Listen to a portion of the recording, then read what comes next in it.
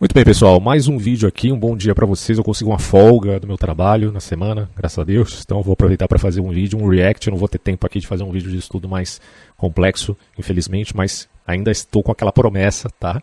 De fazer o vídeo sobre Spinoza e sobre Leibniz. Então aguardem aí com esperança. Na verdade, com expectativa, porque sim, eu vou fazer, se Deus quiser, né? Se eu estiver vivo, com certeza farei, em nome de Jesus. Bom, então, nós vamos falar hoje sobre essa vitória burlesca do Nicolás Maduro, uma vitória patética, porque na verdade ele não ganhou nada. Ele cantou vitória depois da derrota, certo? Com o mecanismo de censura que ele tem no país, com o mecanismo de fraude que ele tem no país, ele conseguiu essa, entre aspas, vitória, mesmo sendo, na realidade, derrotado pela oposição. Então a gente vai ver aqui um vídeo de algumas matérias jornalísticas, tá? Eu faço isso, na verdade, por indignação. Eu sei que não vai ter muito acesso, muitos views, mas é só para uma forma até terapêutica para mim, de ver esses canalhas no poder e poder expressar a minha indignação publicamente, ainda que não tenha muito acesso. Não me importa, né, se vai ter ou não acesso. O que importa é eu expressar a minha indignação com esses canalhas, porque é uma coisa assim absurda você ter um presidente no Brasil que tem um histórico. Não é que o Lula está apoiando o Maduro agora, né? Que eles estão fazendo alguma aliança política em caráter utilitário, né? Ou contingencial. Muito pelo contrário, eles têm uma história juntos. Eles têm uma história, nas palavras do próprio Nicolás Maduro, isso não é coisa de Olavo de Carvalho não, né? Foi o próprio Maduro que disse que ele tem uma história com o Foro de São Paulo, o qual, fundado, né, pelo próprio PT, né? Pelo próprio Lula. Então, esses caras evidentemente têm uma história juntos, e você querer descolar o Maduro do Lula é uma das coisas que a gente percebe na mídia atualmente, porque eles querem passar o pano a todo custo para o Lula, com o temor, né, que existe em relação à possível volta do bolsonarismo ao poder. Então os caras querem passar o pano a todo custo, né? Você tem essas figuras patéticas como Reinaldo Azevedo, que é um cara que virou a casaca completamente, já que ele é quem criou aquela terminologia petralha, em crítica, obviamente, ao PT, e hoje é um dos maiores defensores do Brasil, tá? Os maiores defensores do PT, sabe-se lá por quê. Alguns até alegam que ele está sendo chantageado. Não sei, né? Não tem como falar isso, com certeza. Mas o fato é que ele defende a todo custo o PT e está fazendo esse jogo, né, 4D, de dissociar o Lula do Nicolás Maduro, quando o próprio Lula, esse que infelizmente preside a presidência da República, trouxe o psicopata do poder em via de dizer que o Maduro precisava criar uma narrativa mais adequada, porque ele estava muito mal na fita, né? Falando aqui de uma maneira mais popular. Pois é, meus amigos, como é que se descola, como é que vocês da mídia descolam a figura do Lula com a do Maduro? É um negócio assim extraordinário, vocês estão piores do que o Alan dos Santos, tá? Vou falar a real aqui, vocês estão piores do que o Alan dos Santos e o jogo 4D da direita bolsonarista ali naquele governo do Bolsonaro na época de pandemia. Que cometeu muitos erros, eu sempre admiti isso aqui. Agora, a mídia dita formal, dita oficial, os agentes de notícia profissionais, né, entre aspas, estão aí tentando descolar, não todos, obviamente nunca vou partir aqui de uma completa universalização do mal que há na mídia brasileira. Existe agentes de notícias que denunciam Maduro, existem indivíduos dentro dessas agências de notícias, até mesmo tendenciosas, que também denunciam. Então, isso varia um pouco. Não estou falando aqui em caráter de universalização, mas em termos gerais, infelizmente, tem muita gente tentando passar o pano aqui, tá? Ou então colocando em dúvida a questão, como se não houvesse um histórico, como se já não estivesse instalada aquela ditadura, né? Eu me lembro as palavras do Ciro Gomes, né, o queridinho aí de alguns esquerdistas, que não querem confessar que são lulistas, que diz, o Ciro Gomes sempre foi um cara muito ponderado. Pois é, o Ciro Gomes nunca, alguns anos atrás, ele não admitia que a Venezuela fosse uma ditadura, né? Porque era uma coisa contraditória ao seu discurso. E aí a gente vê esse arrazoado que há nesse país, que serve como uma lição histórica profunda ao Brasil também, tá? Então vamos ver essa reportagem primeiro da BBC e a gente vai seguindo aqui a cronologia dos vídeos que eu separei para falar do tema. Vai demorar um pouquinho, mas se você gosta de podcast, então vou lançar isso aqui também no Spotify. e no podcast do YouTube, tá? Para quem não sabe, o YouTube também tem podcast. Você pode desligar a tela e só ouvir, porque é um vídeo longo, então considere como um podcast. Vamos lá, vamos ver essa matéria aqui. Deixa eu aumentar o volume. Líderes internacionais coloca o país num período ainda mais crítico e volátil. Na madrugada de 29 de julho, o Conselho Nacional Eleitoral do país, órgão controlado pelo governo, anunciou a reeleição de Nicolás Maduro. Felicitamos entonces al nuevo presidente de la República Bolivariana de Venezuela, candidato Nicolás. O novo velho presidente, né? É um negócio assim inacreditável. Com 80% das urnas apuradas, o Conselho Eleitoral afirmou que a vitória de Maduro é, entre aspas, uma tendência irreversível. O órgão diz que o atual presidente foi reeleito com 51% dos votos, contra 44% do principal candidato da oposição. Olha só esse gráfico aqui que eu separei. Inclusive quem mandou isso aqui foi o Elon Musk, né? Ó, Venezuela inventa nova porcentagem para resultados eleitorais. Acontece que você pode ter mais de 100%, né? No caso da Venezuela, tudo é possível. Segundo, aliás, em termos de inflação, obviamente você pode ter muito mais do que 100% lá, né? Mas segundo a TV local, 109% dos votos, olha isso, né? Que coisa impressionante, que matemática é essa? Foram divididos entre os candidatos. Então o Maduro não é só alguém que contesta os resultados reais da eleição, ele contesta a própria matemática. Então você tem 51,2%, mais 44,2%, mais 4,6%, mais 4,6%, mais 4,6% igual a 109,2%. E aí você tem aqui o gráfico, né? Olha que vitória magnânima daquele que não só contesta a realidade, mas, bom, se ele contesta a realidade, por que não contestaria a matemática, não é mesmo? Pois bem, voltemos aqui à reportagem. Edmundo Gonzalez. Mas a oposição chamou a apuração de fraudulenta e disse que vai contestar os resultados. Só a oposição? Né? Só a oposição? Acho que não, né? Em ações que serão detalhadas nos próximos dias. Antes da eleição, as pesquisas de opinião davam a Gonzalez cerca de 60% das intenções de voto. Eu sou Luiz Barrucho, da BBC News Brasil aqui em Londres, e neste vídeo eu explico a polêmica eleição venezuelana e as reações Vou ter que pular um pouquinho aqui, senão vai dar direitos autorais, né? a ela até agora. Ao criticar os resultados, ao batem com os registros dos votos. Debo decir algo. El 100% de las actas que transmitió el Consejo Nacional Electoral las tenemos. No sé dónde salieron las otras. Todas las que transmitieron las tenemos. Y toda esta información coincide. ¿Saben en qué? En que Edmundo González Urrutia obtuvo el 70% de los votos de esta... E era o que as pesquisas apontavam, né? Que a oposição, o Edmundo González, estava na frente. Nicolás Maduro el 30% de los votos. Esta es la verdad. Esto no es un fraude más. O sea, esto es desconocer y violar. Será que é uma surpresa para alguém, mano, pensar que haveria fraude? Será que vocês esqueceram que a Venezuela é um país basicamente ditatorial? As pessoas esqueceram disso. Será que vocês achavam mesmo que o Maduro abriria a mão do poder? Olha quem reconheceu a vitória do Maduro. Rússia, Nicarágua. A gente vai ver em alguns países ainda, eles vão falar daqui a pouco. Grosseiramente, a soberania popular. Críticos afirmam que o Conselho Nacional Eleitoral é um dos órgãos oficiais venezuelanos. Só países ilibados, né, em termos democráticos. Que foram cooptados pelo regime chavista. Já Nicolás Maduro acusa a oposição de levantar suspeitas de fraude. Olha a cara desse cínico. Semear o caos. Olha a cara do cínico, meu irmão. Vocês acham que esse cara teria alguma índole para manter o poder?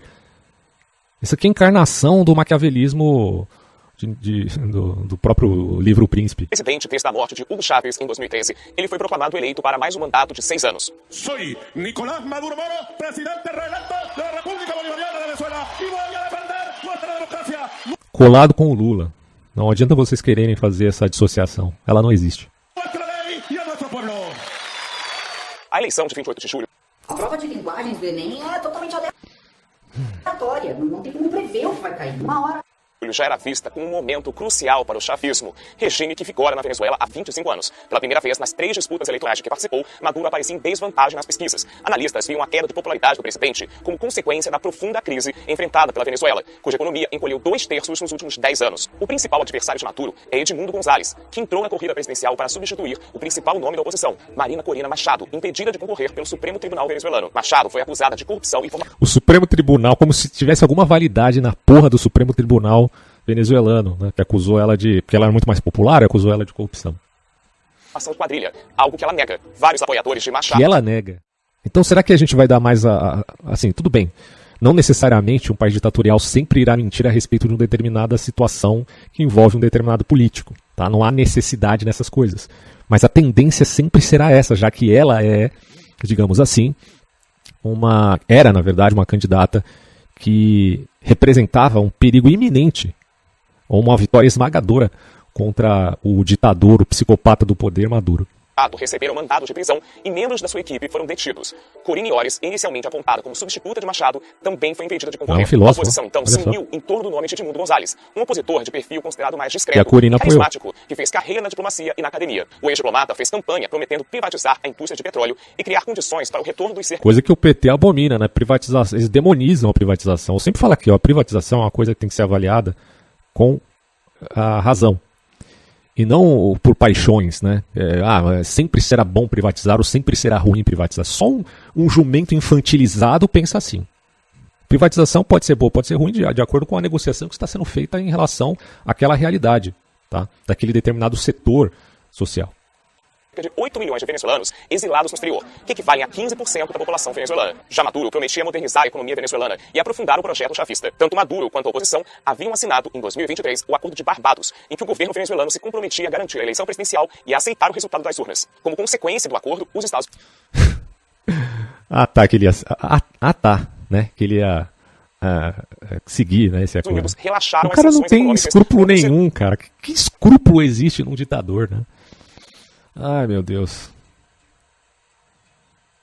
De gás, mineração e petróleo controlados pelo governo. Mas tudo mudou quando as primárias da oposição foram declaradas ilegais e foram emitidos... o pacto Molotov-Ribbentrop, né? Você acha que o Hitler ia seguir aquela porra? De prisão contra defensores de direitos humanos, jornalistas e membros da oposição. Isso levou o governo americano a reimpor as sanções no início deste ano. Um novo acordo foi assinado no final de junho, mas desta vez sem o aval da coalizão de oposição, que alegou que o combinado original já havia sido descumprido pelo governo. Mais recentemente, Maduro havia cancelado o convite a uma missão da União Europeia para monitorar o processo eleitoral. O Tribunal Superior Eleitoral Brasileiro, por sua vez, desistiu de enviar 2 representantes para acompanhar as eleições na Venezuela, depois de chamar de falsas as declarações de Nicolás Maduro, que disse que as eleições no Brasil não são auditadas. A eleição venezuelana acabou tendo o monitoramento da ONU e do Centro de Estudos Americano Carter, mas com capacidade limitada para acompanhar a contagem. Na prática, portanto, ainda persistiam as dúvidas quanto à lisura do pleito e ao cumprimento do Acordo de Barbados. Desde 2013, a oposição não aparecia com tamanha possibilidade de derrotar o governo, segundo os analistas, apesar das denúncias de que o processo eleitoral não teve condições justas de competição. Após o encerramento da votação, às 18 horas de Caracas, a oposição pediu que os eleitores fizessem vigílias nos centros eleitorais e criticou a demora de algumas horas na divulgação dos resultados. Já o Conselho Nacional Eleitoral afirmou que o atraso foi culpa de, entre aspas, ataques terroristas ao sistema eleitoral e concedeu a vitória a Maduro. Logo em seguida, meu Deus do céu, cara, que bizarro isso. Uns aliados próximos divulgaram cumprimentos a Maduro. Luiz Arce, presidente da Bolívia, chamou a eleição venezuelana de festa democrática. Olha os apoiadores, olha os canalhas no poder, os psicopatas do poder aqui. Vamos ver quem são. De Bolívia, próximos divulgaram cumprimentos a Maduro. Luiz Arce, presidente da Bolívia, chamou a eleição venezuelana de festa democrática. Festa democrática, seu canalha. Essa aqui é Xiomara de Castro. De Honduras e Daniel Ortega, da Nicarágua, saudaram os resultados. Daniel Ortega. Saudaram o resultado. Oh, Daniel Ortega, o grande perseguidor da Igreja Católica aí na Nicarágua. Saudando a mandioca aí do... né? Como diz a Dilma. Mas também vieram muitas críticas internacionais ao processo eleitoral. Nossa, parece que ele está fazendo uma equivalência. Né? De um lado está pensando assim, do outro está pensando assado, e a gente não sabe bem em que lado está, porque a coisa está muito equilibrada, né? Esse eufemismo midiático me incomoda profundamente, porque existe uma história muito bem consolidada da ditadura na Venezuela, desde Hugo Chávez até aqui. Não cabe essa equivalência que vocês estão fazendo entre Maduro e a oposição, não cabe. Isso aqui é um absurdo que a gente está vendo, cara. Desculpa a BBC, mas isso aqui é um absurdo. Vocês estão... não sei, talvez tenham outros vídeos que eles foram um pouco mais enfáticos, né? Quanto a essa questão, mas eles estão colocando numa equivalência, né, quase empatada ali. Não, pode ser que tenha sido fraudado, pode ser que não. Qual a dúvida de vocês, cara? Até quando, como diz o profeta Elias, vocês vão cochear entre 2 pensamentos, né? Ou vocês admitem que a porra da Venezuela é uma ditadura ou não admitem. Agora, ficar com esse jogo de eufemismo é absurdo, né? É absurdo. Por muito menos vocês chamaram, não vocês da BBC, mas enfim a mídia em alguns setores, por muito, mas muito menos chamaram o Bolsonaro de genocida. E eu não sou bolsonarista, sempre repito isso aqui. Mas agora, com essa absurdidade que está acontecendo aos nossos olhos, quem tem olhos nus consegue enxergar isso aqui, onde o rei está completamente pelado. Vocês negam essa realidade para ficar jogando com eufemismos entre oposição e ditadura? Pelo amor de Deus, hein? O presidente chileno Gabriel Boric, que apesar de alinhado à esquerda, é crítico de Maduro, afirmou: o regime de Maduro deve entender que os resultados publicados são difíceis de acreditar. No Chile, não reconheceremos nenhum resultado que não seja verificável. É o mínimo, é o mínimo que se espera. Tudo bem, né? o cara é do Chile, então ele não tem que dar muito pitaco. Então ele vai falar, olha, eu não tenho compromisso nenhum com esse canalha, vamos esperar uma apuração realmente justa a esse respeito. O pai, Luiz Lacalle Pou, de direita, chamou o processo eleitoral venezuelano de viciado. A conta oficial da presidência da Costa Rica... Não interessa se é de direita ou de esquerda. Né? O mínimo que se esperava de alguém honesto, que fosse de esquerda, mas sendo honesto, que é muito difícil, né? Ter gente honesta na esquerda, é impressionante. E a direita parece estar copiando bastante a esquerda nesse sentido, né? É difícil achar gente honesta nesse quesito aí da política. Mas, cara, custa você entender, custa você admitir que o processo foi completamente ilegal, já que a gente está falando de uma ditadura. É difícil admitir uma coisa dessa? Afirmou que considera o resultado das urnas como fraudulento. O secretário de Estado americano, Antony Blinken, pediu que todos os votos sejam contados, entre aspas, de modo justo e transparente. Você pediu, mas você acha que o ditador vai obedecer, bicho, que você está falando? Você pediu, mas o que adianta isso? Essas conversinhas democráticas me incomodam profundamente, né? Cara, a Venezuela não é uma democracia, bicho. Como é que você vai chegar lá na frente de toda a mídia americana e pedir que as eleições na Venezuela, dando o recado aí, sejam justas e críveis? Como? A gente tá falando de um cara que tomou o poder e não quer soltar o osso. A gente tá falando de um cachorro louco, porra. O cara tá babando de loucura, com raiva, né? Tô fazendo aqui a analogia. O governo venezuelano reagiu às críticas, dizendo que está em curso uma, entre aspas, operação de intervenção contra o processo eleitoral. O embate prenuncia mais tensão nas próximas horas e dias na Venezuela. O governo colombiano não criticou diretamente o processo, mas pediu uma auditoria independente da contagem. A Colômbia tem um governo de esquerda próximo a Maduro, e assim como o Brasil, é considerado um país crucial para... Meio que surpreendeu um pouco, né, essa posição da Colômbia. Mediar a situação na Venezuela. Mas me parece que ainda, às vezes, isso aí pode ser apenas uma fala politicamente correta, né, para não ficar feio. Por enquanto, o Ministério das Relações Exteriores do Brasil reagiu com esta nota, dizendo que acompanha com atenção... Não, até onde eu sei, a última nota considera que o Brasil admitiu a vitória do Maduro. Que não é nenhuma surpresa, como eu disse, não tem como descolar o Lula, que recebeu com pompas aqui esse cretino, esse ditador maldito, esse psicopata do poder aqui no Brasil. Ele recebeu com pompas, com honrarias, um criminoso. Olha isso, né? O cara recebeu com pompas um criminoso e a mídia passou pano pra esse canalha do Lula. Vamos relembrar um vídeo shorts que fiz há alguns meses atrás, o que nos remete à cartinha pela democracia de artistas globais. Onde esses artistas estão agora? Quando eles vão pedir democracia na Venezuela? E não tenho como discordar também de algumas críticas que o Lebon faz à democracia, mas isso não significa que eu esteja admitindo a democracia enquanto sistema político. O que eu não estou admitindo é a corrupção da democracia, que é a demagogia. E é contra a demagogia que a gente tem que lutar e dizer, olha, de fato, a democracia pode sofrer uma metamorfose para a demagogia. E no Brasil é o que nós temos. Não tem o que discutir. A carta da democracia a favor do Lula nas eleições, aquilo ali é uma excrescência. Você acreditar que esses caras de fato lutavam pela democracia quando você vê um cara que é a favor do governo de Nicolás Maduro na Cuba. O cara trouxe Nicolás Maduro aqui para o Brasil. É isso que eles fizeram. Processo de apuração e que, abre aspas, aguarda a publicação pelo Conselho Nacional Eleitoral de dados desagregados por mesa de votação, passo indispensável para a transparência, credibilidade e legitimidade. Blá, blá, blá, blá, blá, blá, blá, blá. A gente vai seguir acompanhando de perto o que está acontecendo. Sigam aí, né? Espero que com menos eufemismo. Vamos ver essa aqui, ó. Essa aqui é da CNN. Vamos lá. Vamos começar então pelo líder da oposição venezuelana, Maria Corina Machado. Ela disse hoje que ela afirma que ela tem como provar que o candidato Edmundo Gonçalves, o da oposição, foi o verdadeiro eleito nas urnas neste domingo. O anúncio da vitória de Nicolás Maduro pela autoridade eleitoral provocou protestos e já está provocando protestos dentro da Venezuela. Reportagem da enviada especial a Caracas, Luciana Tadeu. No dia seguinte à votação, então, apoiadores da oposição fizeram panelaço e... Tem que dar umas pausinhas aqui, senão vou ter problemas com direitos autorais. Inclusive, se o vídeo tiver aí um pouco desfigurado, é por conta disso também, tá? Protestaram contra os resultados divulgados. Muitos manifestantes vieram de comunidades distantes e caminharam quilômetros para se manifestar. Alguns diziam que iam até a sede do Poder Eleitoral e outros até o Palácio Presidencial de Miraflores. Aqui na capital venezuelana, milhares de pessoas saíram às ruas carregando bandeiras ou batendo panelas. Tem famílias inteiras, mas também muitas pessoas encapuzadas. Os manifestantes dizem que saíram espontaneamente às ruas e que não foram convocados. Eles dizem que saíram espontaneamente. Você tem alguma dúvida disso? Você tem alguma dúvida que as pessoas saem espontaneamente, uma vez que haja uma esperança deles vencerem uma ditadura no país? Você tem alguma dúvida que eles saem espontaneamente às ruas para vencer aquela ditadura? Você ainda tem alguma dúvida, minha senhora? Por nenhum líder opositor. Os opositores acusam o governo chavista e o poder eleitoral de fraude. A líder opositora, Maria Corina Machado, diz que o candidato Edmundo Gonzalez obteve 70% dos votos. A oposição exige a verificação das atas com a totalização dos votos, que são impressas pelas urnas após a votação. Segundo Maria Corina, muitos fiscais da campanha de Edmundo Gonzalez que cuidaram das mesas eleitorais não tiveram acesso a estes documentos. Que já temos como provar a verdade, porque se entregam as verdadeiras atas, las que ellos publicaron, imprimieron y que nosotros tenemos, pues tendrán que ratificar la verdad. Que la voluntad expresada ayer a través de su voto la haremos respetar. Ese es el único camino hacia la paz. Tenemos en nuestras manos las actas que demuestran nuestro triunfo categórico y matemáticamente irreversible. Mas lembremos que ele não aceita matemática, pra né? jogar xadrez Aí, meu amigo, aliado é difícil. Gemini. E, cara, o resultado me impressionou muito. Gemini, Maduro foi proclamado vencedor da eleição Gemini. pelo Conselho Nacional Eleitoral da Venezuela com 51% dos votos contra 44% de Edmundo Gonzalez e vai governar por mais 6 anos no terceiro mandato. Você é louco. Após a cerimônia, Vai afundar mais ainda. 6 anos com esse cara aí. o presidente disse que Meu a Deus. oposição tenta dar um golpe de Estado. No es la primera vez.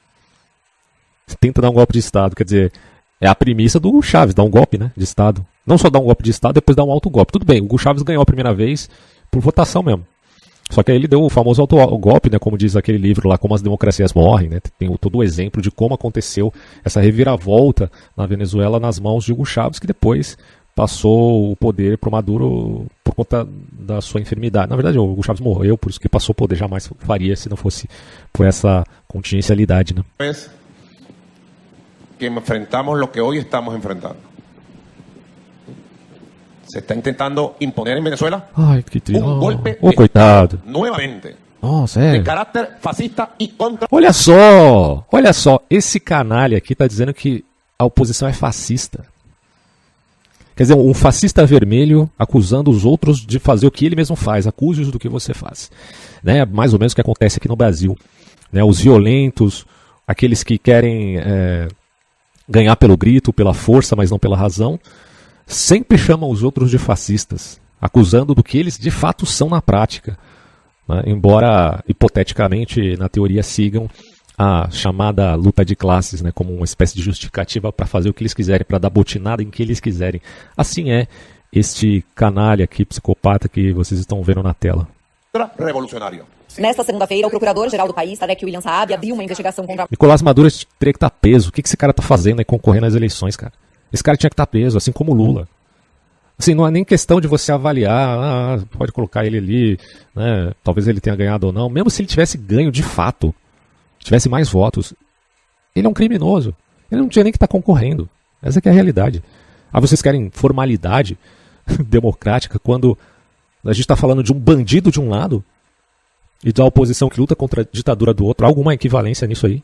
Machado. Segundo o procurador, ela e outros opositores que vivem fora do país estariam envolvidos num suposto ataque hacker, que, de acordo com o Conselho Eleitoral da Venezuela, partiu do exterior e causou demora no processo de transmissão dos resultados.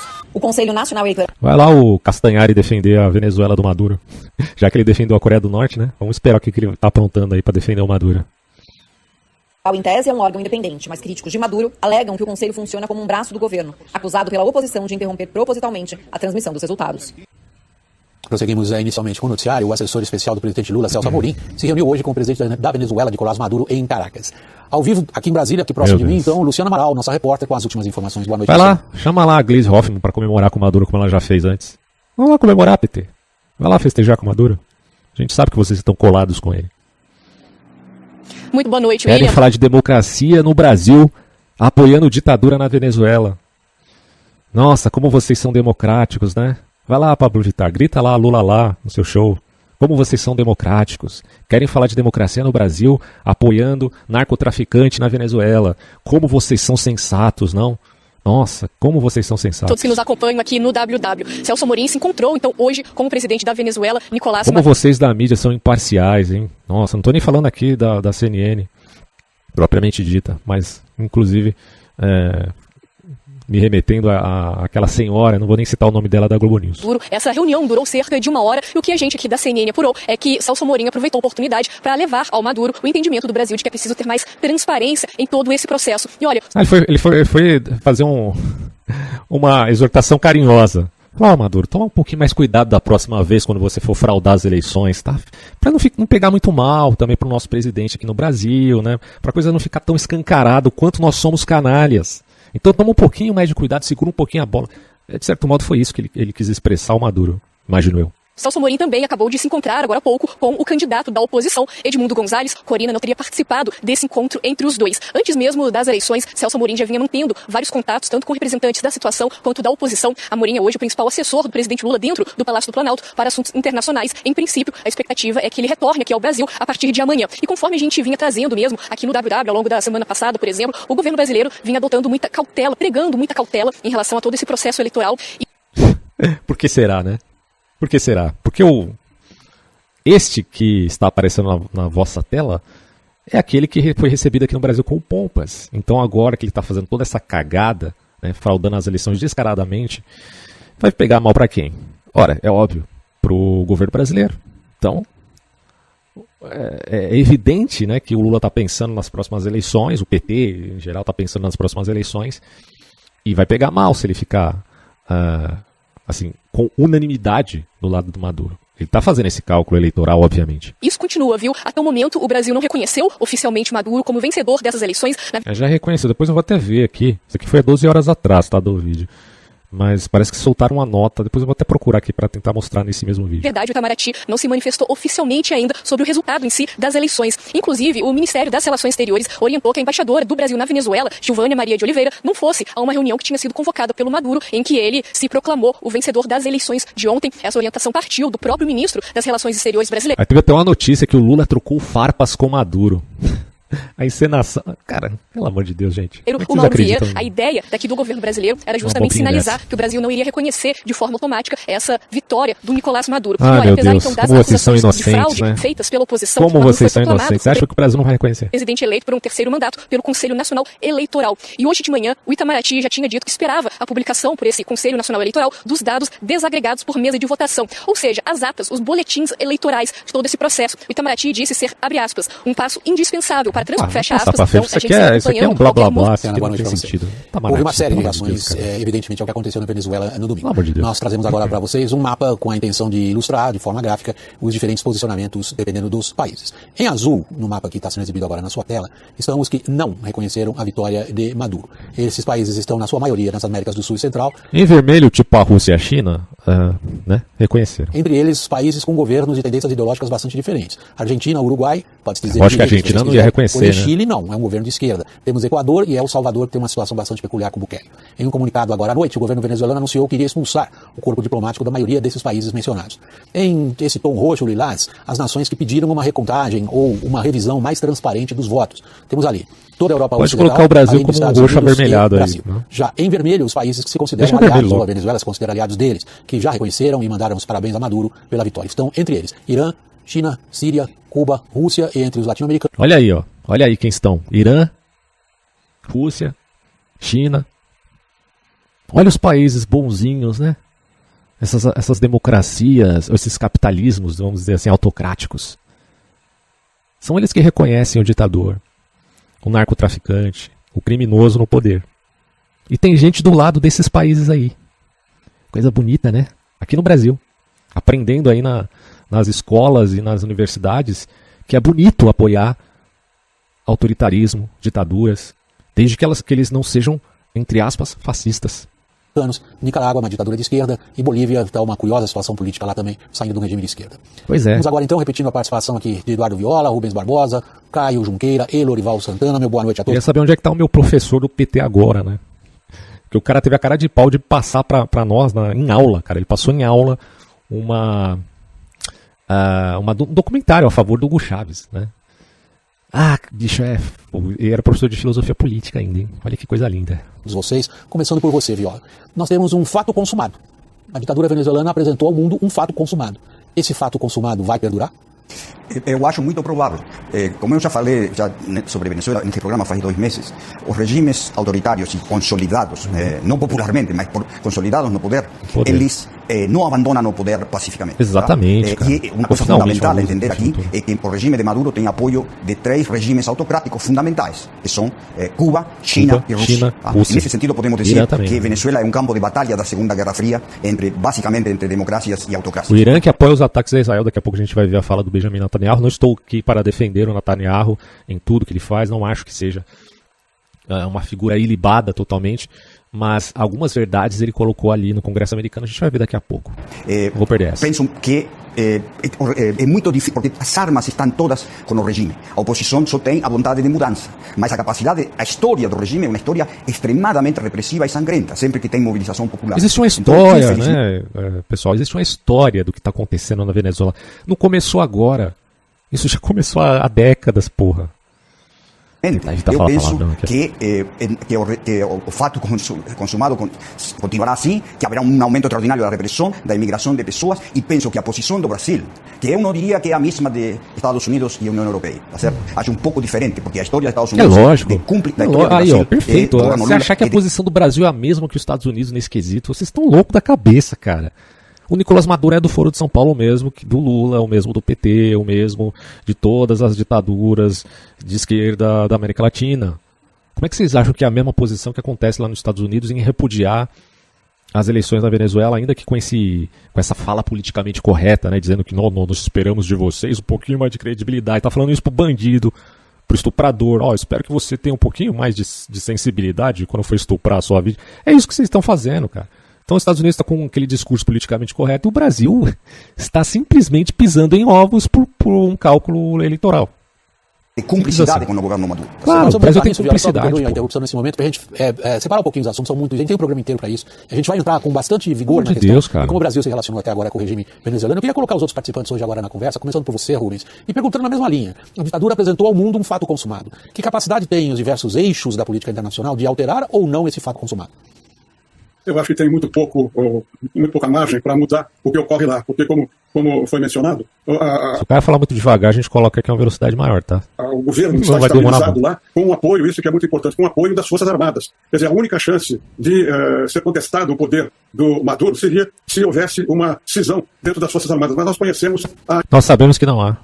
A importância dos laços comerciais e até a suspeita de envolvimento em outras áreas menos nobres, né, de atuação das Forças Armadas. Quer dizer, é muito difícil você alterar essa situação, mesmo que haja, como houve no dia de hoje, manifestações o Chaves era da população. A população está armada, Maduro seguiu não está articulada, a oposição só agora se uniu, né, era dividida também. Então eu concordo que vai ser muito difícil mudar a situação de domínio absoluto, autocrático de Maduro na Venezuela. Pois é, eu também acho, mas tomara que a gente esteja errado. Né? Mas, Dorival, você tem várias passagens cobrindo a situação na Venezuela, é um veterano repórter internacional. Essas ditaduras, cara, elas são terríveis, cara. Elas ficam assim no poder há décadas a fio. A gente pega uma Coreia do Norte, mano, tá aí até hoje. Uma Cuba da vida. A Cuba foi... Fidel Castro morreu e continua, né, o mesmo regime de pobreza, de miséria, de obstinação. Então, nem sempre a mentira tem perna curta, né? Às vezes ela consegue perdurar um pouco mais quando ela é petrificada, digamos assim. É uma coisa assim que você para pra pensar, você desanima muito, né? Porque como pode esses regimes perdurarem tanto tempo, tendo sido tão cruéis em toda a sua atividade, pacificando as pessoas a ponto de torná-las tão enfraquecidas que não tem condição de lutar. Como é que os venezuelanos vão lutar contra as Forças Armadas, que nesse caso contra o Supremo Tribunal Federal, que estão do lado, né, do ditador? Nacional. Eu nunca cobri a Venezuela. É uma prisão. Assim, a gente tem que entender que no mundo o normal é nós estarmos debaixo de julgo.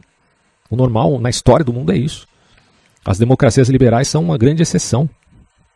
E hoje, esses países autocráticos estão atacando as democracias liberais no seio da própria democracia liberal. Quer dizer, existem agentes tentando implodir as democracias liberais com inúmeras polarizações, com questões minoritárias, chamando democracia liberal de totalitarismo, né, o Marina Nachaui. Quer dizer, esses caras vivem num verdadeiro, assim, claro, não há um paraíso propriamente dito, existem muitos problemas nas democracias liberais. Mas é infinitamente melhor do que essas autocracias, essas ditaduras, seja de direita ou de esquerda. Infinitamente melhor. E aí vem esses demagogos de plantão e os histéricos que seguem esses demagogos, achando que nós precisamos revolucionar o mundo. E aí esses palhaços querem trazer, sabe o quê? A ditadura do proletariado à la Lenin, que termina em Stalin, né? Bicho, é pra chorar mesmo, cara, o que acontece no Brasil, que ainda é uma democracia liberal, contaminada e sendo envenenada, pelo menos uma parcela aí, sendo envenenada, graças a Deus tem resistência hoje em dia, por essas ideias que, no fundo, terminam na aporia da violência.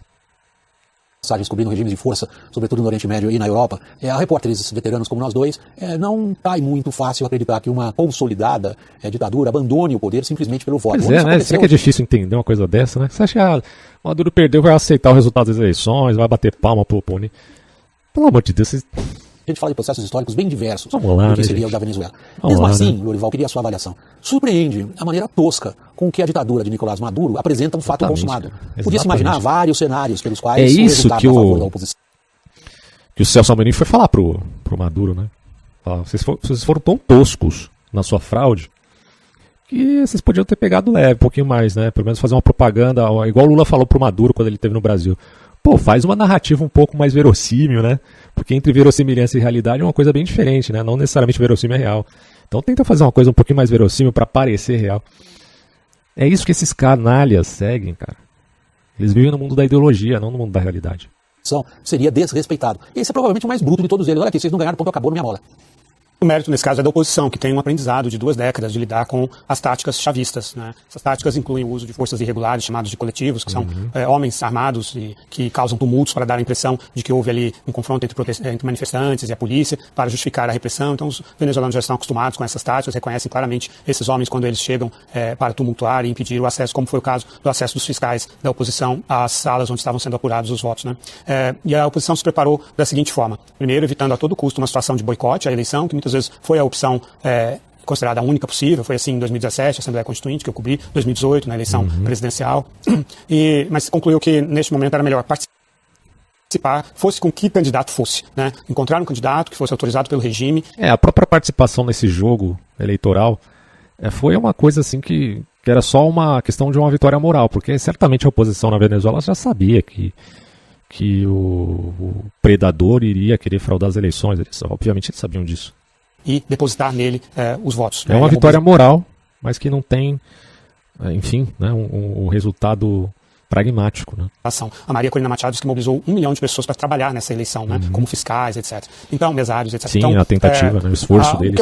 O que restava à oposição, diante da óbvia decisão do Maduro de se perpetuar no poder e todas as condições materiais que ele tem para fazer isso, né, que apoio das Forças Armadas, enfim, controle de todas as instituições, Exato. Era elevar ao máximo possível o custo dessa fraude, né, expô-la ao máximo possível. Eu acho que, eu concordo, cara, eu acho que era exatamente isso que a oposição queria fazer, mostrar ao mundo, ainda que alguns cretinos ainda não tenham se convencido, da monstruosidade que é esse governo venezuelano. Né? Para não dar margem para dúvidas, para interpretações, né? Isso é a única coisa que restava à oposição, e eles conseguiram fazer isso de forma bastante eficaz. Foi por isso que a manipulação ficou mais visível, por causa da forma da oposição de atuar, e não da disposição ou do nível de sofisticação do regime. Ele nunca teve grande sofisticação e sempre teve enorme disposição de se perpetuar no poder, fosse qual fosse o custo. Então o isolamento do regime vai aumentar, né? E com ele também a dependência em relação à China e à Rússia. É um regime que não quer testemunhos, né? Essa expulsão dos diplomatas não é... Só o fato deles expulsarem os diplomatas e uma análise imparcial, só isto já esclarece a má índole e a má fé em apuração dos resultados da eleição. Uma coisa assim cara, é só juntar Lé com Cré, você não precisa ser um grande analista político para perceber isso. Apenas porque os governos deles não reconheceram, mas porque diplomatas em Caracas tiveram acesso a detalhes desse plano que está sendo colocado em prática pelo regime e que, segundo informações, é um plano que já dura meses para executar, perseguir, prender e calar a oposição. Caio, o que o governo brasileiro achava que ia acontecer? Bom, William, de uma maneira geral, eu posso falar... Para mim, sinceramente, é óbvio que o Lula já sabia que o Maduro ia ganhar. Eu, sinceramente, não tenho dúvida disso. Vocês acham que o Lula não sabia que o Maduro ia ganhar com o tapetão? O próprio Lula ganhou assim, né? Não estou dizendo que as eleições do Brasil foram fraudadas, não, hein? Eu estou dizendo que o condenado Lula não está mais pagando pelos crimes que ele cometeu por um jogo jurídico que abrange muito mais o aspecto retórico e sofismático, né, do que a própria realidade em si das provas apresentadas na medida em que ele teria sido condenado. Seja na primeira instância, na segunda instância, depois nas avaliações posteriores. Então, não vou nem entrar no mérito dessa discussão de novo. Agora, como é que foi as eleições do Brasil? Não vou entrar no mérito da questão aqui das eleições do Brasil. O que eu estou dizendo é que na Venezuela a coisa foi escancarada, tá? E é evidente que o Lula sabia disso. Do governo brasileiro. Era a expectativa que a gente viu nesses laços que foram construídos ao longo dos últimos anos, os últimos meses principalmente, de uma proximidade com o regime do Nicolás Maduro. Nas conversas que eu tive, praticamente todos os dias, até a eleição de domingo com o governo brasileiro, tinha uma previsão de confusão, mas não se sabia em que termos que se daria essa confusão. Se de repente a confusão se daria numa derrota eleitoral pelo Conselho Nacional Eleitoral, e aí uma aliança, a consolidação de uma aliança já histórica do regime com os militares, aí os militares ajudando o Maduro a ganhar, não tinha uma percepção deste cenário. Este cenário que nós estamos vendo desde ontem à noite, ou desde a madrugada de ontem para hoje, não me foi, vamos dizer assim, assoprado, né? Eu não notei que a diplomacia brasileira tinha essa, muito da forma como aconteceu. Mas eles previam, sim, confusão. E tem tido ali, William, uma dificuldade, eu sei que a gente vai entrar bastante nisso nessa questão do Brasil, eu não digo de acesso, mas tem uma desconfiança da oposição ao Maduro em relação ao governo brasileiro. Muito embora as manifestações, tanto a nota de Itamaraty quanto as falas do Celso Amorim... Por que será, né? Estejam sendo no sentido de cautela, eles não... Cautela, mano. Vocês, por favor, citem a realidade do que é o Foro de São Paulo. Qual que é a dificuldade de falar isso? Não pode, porque a extrema-direita que fala do Foro de São Paulo. Mas existe? Ou não existe? Se não existe, o que são aquelas atas do Foro de São Paulo? Que há décadas são reuniões que acontecem em vista de elevar o poder da socialização para a América Latina. Estou vendo, vamos dizer assim... Que abrangem até mesmo as Farc, né? Como já dizia aí, as vozes da, entre aspas, extrema-direita. A fotografia. Essa fotografia das últimas 24 horas do governo brasileiro. Eles estão vendo o filme das últimas semanas, dos últimos meses, praticamente quando... Sabe aquela velha frase popular, diga-me com quem tu andas? Eu sei que isso é bem clichê, mas representa uma grande realidade quando se fala da relação entre Lula, Maduro e a socialização na América Latina. Tá? Diga-me com quem tu andas, eu direi quem tu é, simples. A Maria Corina, que era a grande liderança da oposição, foi afastada da disputa, o governo brasileiro não entrou nessa questão. Tem uma questão dos votos dos expatriados, né? Aqui no Brasil apenas 1.300, de mais de 300 mil que poderiam votar, por dificuldade de burocráticas mesmo, né? Você só conseguia votar no Brasil, na Embaixada de Brasília, né? E, por exemplo, aqui em São Paulo não tem consulado, eles não conseguiam se registrar. Então tem vários episódios, Maria Corina tentando se encontrar com representantes do governo brasileiro nos últimos 4 meses, não conseguiu. Então essa oposição... Pois é, olha só, né? Não, vamos voltar isso aqui, cara. Essa informação eu não tinha. Então já não tá 4 meses, Maria Corina conseguia votar no Brasil, na Embaixada de Brasília. Peraí, volta. Tem uma questão dos votos dos expatriados, né? Aqui no Brasil apenas 1.300, de mais de 300 mil que poderiam votar. Mais de 300 mil podiam votar e não puderam. Por dificuldade de burocráticas mesmo, né? Dificuldades burocráticas. Votar no Brasil, na Embaixada de Brasília, né? Certo. Por exemplo, aqui em São Paulo... Porque não foi facilitado pelo governo brasileiro, certo? E aí, mas que mais? Eles não conseguiam se registrar. Então tem vários episódios. Maria Corina tentando se encontrar... Maria Corina tentando se encontrar com representantes do governo brasileiro e não conseguiu. Nos últimos 4 meses não conseguiu. Então, essa oposição, daqui em diante... Como é que vocês ainda acham que o Lula se surpreendeu com o resultado das eleições da Venezuela? A gente precisa colocar aqui um silêncio sepulcral diante dessa burrice que existe nesse país, desses defensores canalhas do governo ditatorial da Venezuela, que lutam contra a ditadura da direita aqui no Brasil, que nem existiu. Ela não está vendo o Brasil, tem uma escala para a oposição. Estou falando da suposta ditadura do Bolsonaro, né? Venezuelana de países, né? Tem uma graduação, um ranking, né? E o Brasil não está no topo deles. Quem está no topo deles é Chile, é Argentina, os Estados Unidos, a União Europeia. O Brasil não está sendo visto pela oposição venezuelana como alguém que possa ajudá-la a resolver o problema. Por que será, né? Em que ela se encontra. Viola, na sua até aqui única intervenção no programa, logo no começo, na sua primeira resposta, ao abordar a questão do Brasil em relação à Venezuela, você usou a palavra cumplicidade.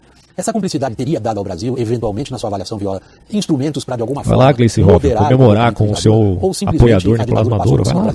Certamente vai lá, PT, comemorar. O ponto fundamental é que vocês são da mesma laia. A posição do governo Lula se corresponde com a visão geopolítica de Amorim e de Lula, e, enfim, da cúpula da política exterior brasileira, onde há uma inclinação a favor das autocracias, inclusive pela pertença aos BRICS. Tá certo? Então, sempre... A democracia relativa do Lula, né? Cara, quando eu olho esses canalhas, esses idiotas, vamos chamar de idiotas úteis, vai. Esses idiotas úteis que apoiaram, deixa eu só colocar aqui a extensão no computador que está acabando a bateria. Os idiotas úteis que apoiaram a candidatura do Lula, achando que ele era um democrata lutando contra a ditadura da direita. Sempre repito, não estou dizendo que o Bolsonaro falou que se cheire não, pelo amor de Deus. Mas acreditar que o Lula é um democrata, sendo que em todo o seu histórico ele apoiou ditaduras e autocracias de esquerda, é difícil de comprar um discurso desse, né? Mas esse pessoal, eu não sei se é ignorância, se é má fé, se é má índole, eu não sei o que é, cara. Mas eles não tiveram escrúpulos, não tiveram o mínimo pudor de defenderem a todo custo o lulismo. E hoje, alguns estão dando o braço a torcer, vendo que o Lula é da mesma estirpe, né, de figuras como Nicolás Maduro e como tantos outros ditadores aí mundo afora. O Lula só não faz uma ditadura aqui no Brasil porque ele não tem os meios materiais que tem o Nicolás Maduro. Até porque o Lula também prefere seguir um caminho do neoliberalismo, pelo menos em algum sentido bem restritivo, né? Um suposto neoliberalismo, o que faz ele ser criticado até pela esquerda às vezes, em via de, obviamente, auxiliar todo esse projeto latino-americano que abrange outras nações que seguem o modelo. Portanto, o Lula investe em empresas no exterior, mas esse exterior aqui, claro, na América Latina principalmente, não só. Além disso, o PT, uma parte fundamental, continua sendo bastante anti-americano. Eu diria que recrudesceu o anti-americanismo. Tá? Então, eu vejo que a capacidade de... Lógico que o governo brasileiro pensava que podia... Sim, o PT sempre foi pró-Rússia. O PT aplaudiu quando o Bolsonaro foi lá baixar a cabeça pro Putin, né?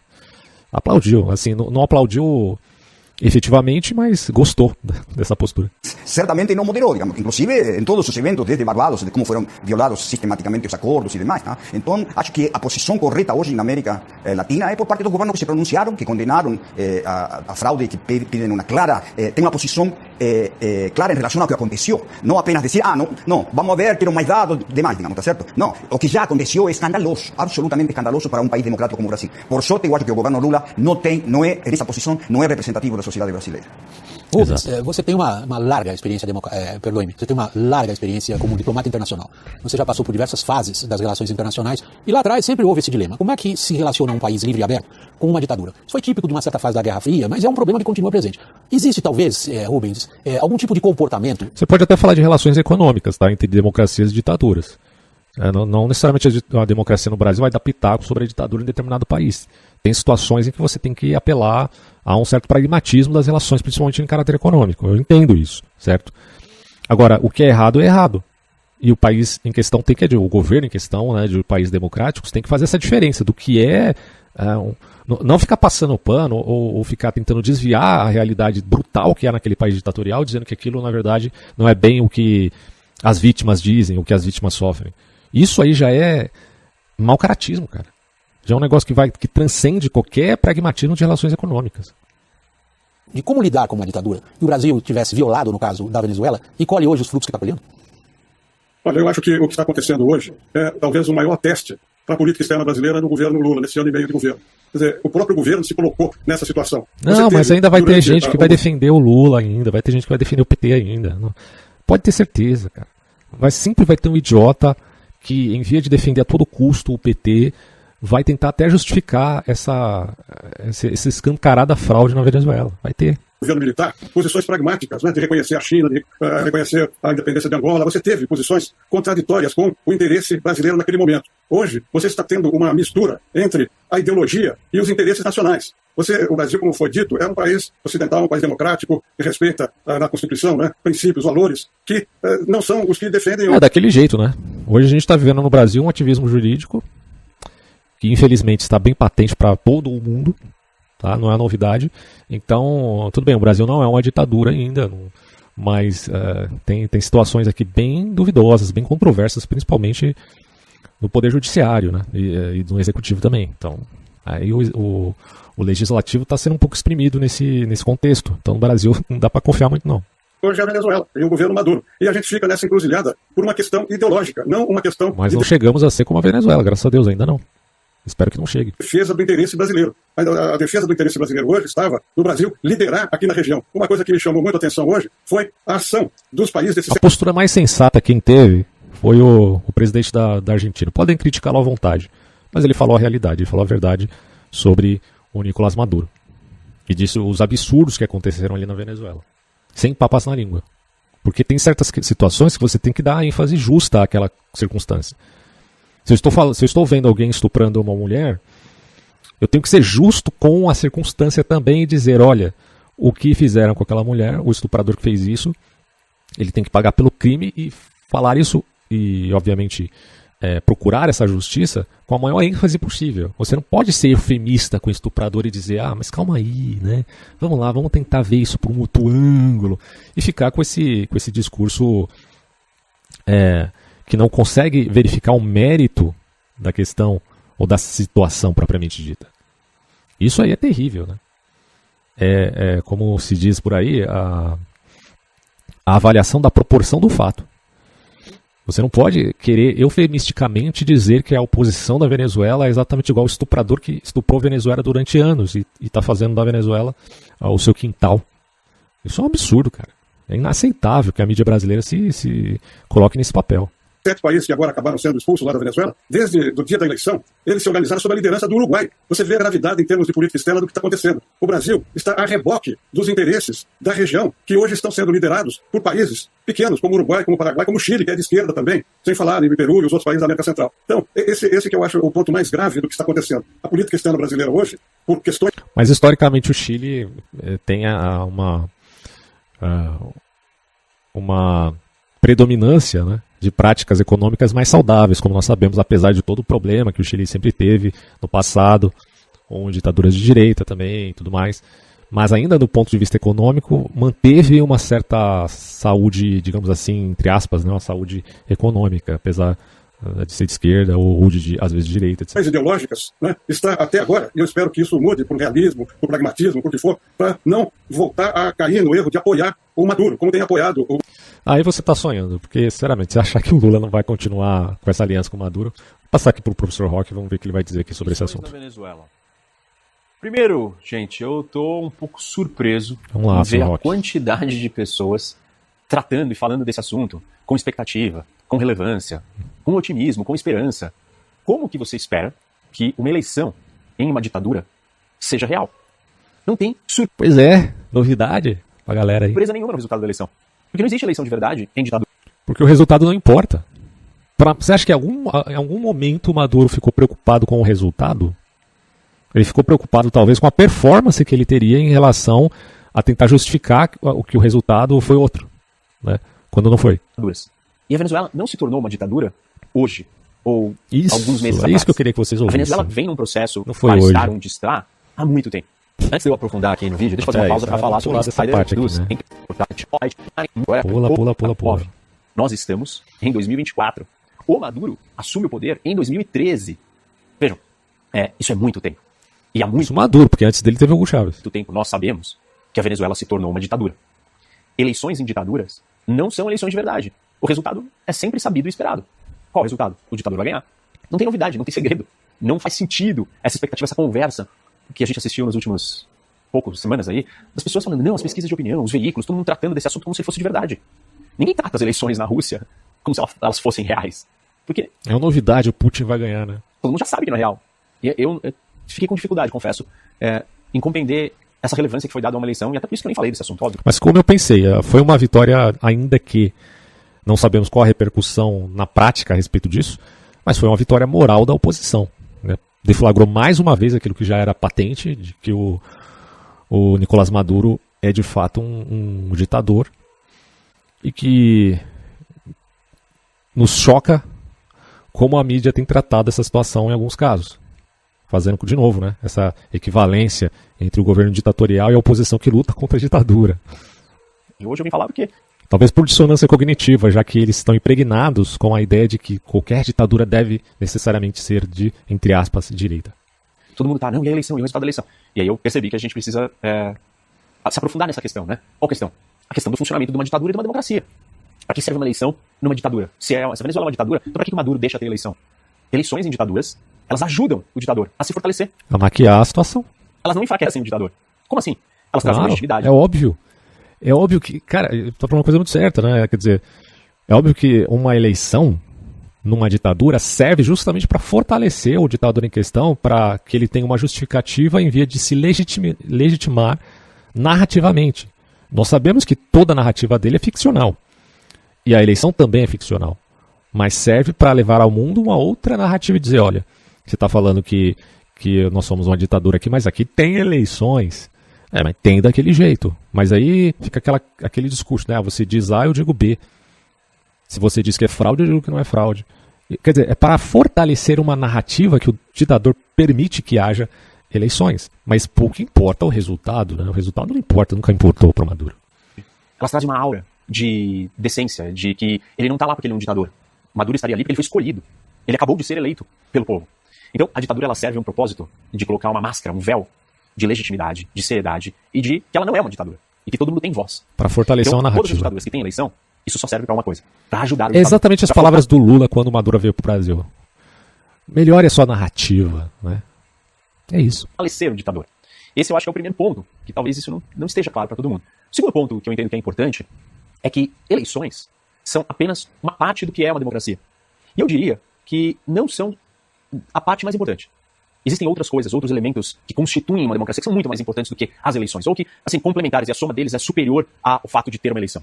E por que eu estou falando isso? Porque se a gente tiver consciência de que esses elementos são mais importantes do que a eleição, a gente não estaria dando importância para uma eleição, dado o status e o nível desses outros elementos. Quais outros elementos eu estou me referindo? Vamos lá. Instituições, divisão de poderes, Estado de Direito, que seria regras, leis que são seguidas, o judiciário que funcione, imprensa livre, a situação econômica do país, é óbvio que ela influencia. Tudo isso é importante, mas o mecanismo de matar a democracia é justamente a tentativa de você aparelhar o Estado, aparelhar as instituições, inclusive a mídia, por interesses escusos. Tá? Então, assim, quando você percebe que há um certo aparelhamento nas instituições, principalmente na mancomunação, quase que uma suruba entre os três poderes, ou até mesmo na mácula que há na mídia em via de defender de maneira inescrupulosa, ou até de atacar de maneira escrupulosa os seus inimigos e defender de maneira inescrupulosa os seus favorecidos, isso já representa a tentativa de transformar, primeiro, a democracia numa demagogia, e a partir da transformação dessa metamorfose em demagogia, fazer com que seja implantado aos poucos, a conta-gotas, um modus operandi cada vez mais ferrenho, para caso aquele país não esteja em alerta para denunciar essas coisas, uma espécie de censura. Tá? Não chamando aquilo de censura, aí já usando toda a tática que está exposta, né, no livro do George Orwell, 1984, onde ele expõe exatamente o que representa a novilíngua dentro de uma ditadura totalitária. Obviamente que, para chegar a um totalitarismo absurdo que há no livro, e que nós vimos com outros mecanismos na realidade, no século XX, há muito caminho a se percorrer. Mas, enfim, quando você já passa da democracia para a demagogia, você pode ter certeza que tem algum alvo aí no intento de manter o poder a todo custo, uma questão puramente maquiavélica, ou seja, transpor completamente a ética e a dianoética a favor do poder da política. No funcionamento democrático. Então, se a gente olhar para todos esses fatores na Venezuela, tá evidente que todos esses itens já tinham problemas gravíssimos, seríssimos, há muito tempo. Instituições, imprensa, economia, judiciário, tudo já vinha sendo destruído há bastante tempo. Se a gente tinha consciência disso, então a eleição ela só vai ser um produto bobo até dessa história. Não será o mais importante, né? A destruição democrática na Venezuela ela está consolidada, não é porque a eleição foi roubada. Vou até curtir aqui que eu esqueci de curtir o vídeo do professor aqui. É a gota d'água, é o ponto final da manipulação gigantesca do controle que o ditador exerce sobre o seu país. Do controle do Maduro sobre a Venezuela. E assim, vejam que interessante também, né? Nenhum ditador fica no poder sozinho. Isso é uma regra. E o Maduro não é exceção. Ditadores, eles se mantêm no poder porque eles têm um grupo, uma coalizão, aliados. Bom, vou parar por aqui, porque senão vocês vão ver o vídeo inteiro do professor Roque, depois assistam, né? O vídeo inteiro onde ele vai demonstrar toda a sua expertise em relações internacionais, para falar aí dessa situação na Venezuela. E agradeço a todos que acompanham o canal, continuem ajudando, dando like, se inscrevendo. Isso favorece muito aí para que o YouTube recomende o vídeo, ainda que muitas vezes tenha censura, né? Agradeço a todos, grande abraço, até mais.